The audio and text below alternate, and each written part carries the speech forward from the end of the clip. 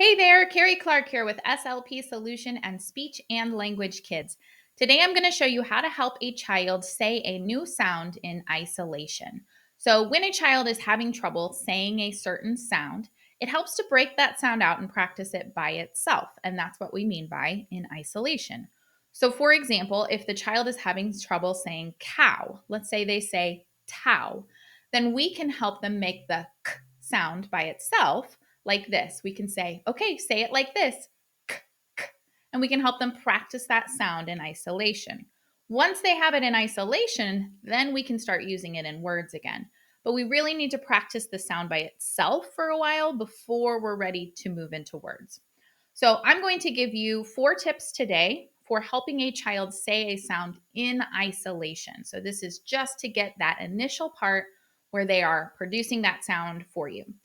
So the first one is just to have them repeat it after you. So they say tow and you say, oh, I hear a k sound in that. Listen, k. You do it. And then have them try. Some children are going to be able to just imitate that sound right away, and that's awesome. If they can imitate it from you and repeat you doing it, then you can try to have them say it in a word. There's a bug. But if that doesn't work, you can just keep practicing it in isolation because that will reinforce that sound in their brain so that later it will be easier to use it in a word. So that's the first one, is repeating the sound after you. The second one then is to have them watch their mouth in a mirror. So I have a mirror. I like this one. It's got a little stand. Let's see if you can see that. And it adjusts so that you can put it on the table in front of them. And you're going to have them watch you first. So let's say we're doing buh. So I'm going to say, watch my lips, buh. And then you're going to have them look in their mirror, buh, and do the same thing. So that is the second one, is having them watch with visual cues in addition to hearing you say the sound. All right, the third one then is going to be using tactile cues. And you've probably noticed I've been touching different places on my face while we've been doing this because I can't stop. So tactile cues are any sort of touch cue that's going to help them figure out where their mouth goes. So as you are thinking through a sound for a child, think about where your mouth is and where things are touching.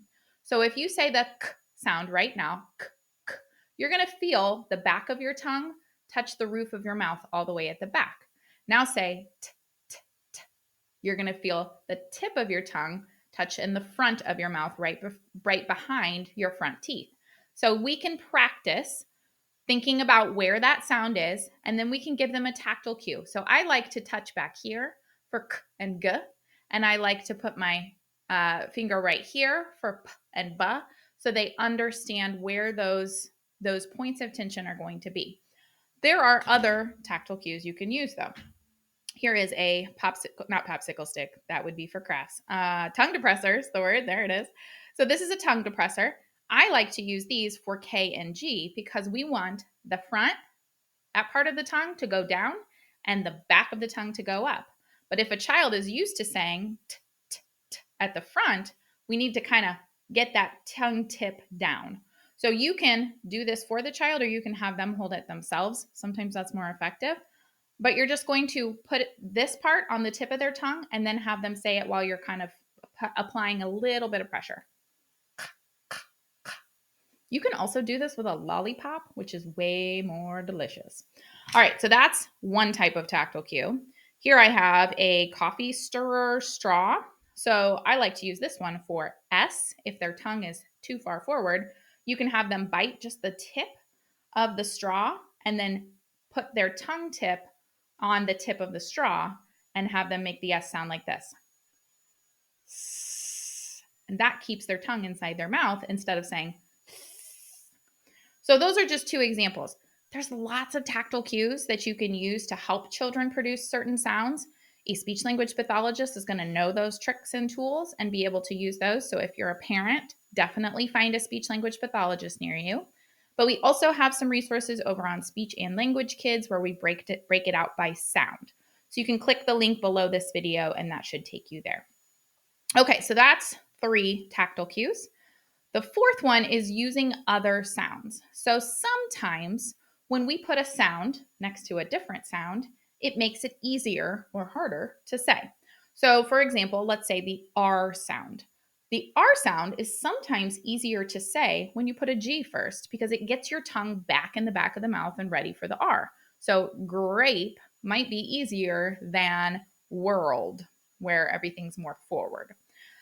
So you can listen to that child throughout the day and just listen to hear if you hear one that's naturally better than the other. So, like, wow, when you say R's after a G, it sounds better than any of your other R's.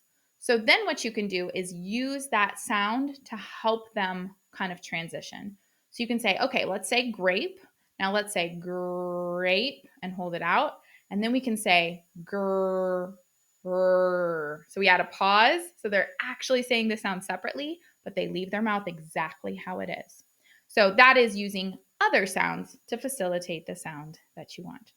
Okay, those are 4 tips. We've got tons more over at speechandlanguagekids.com. So head over there and don't forget to subscribe for more videos. Thanks so much.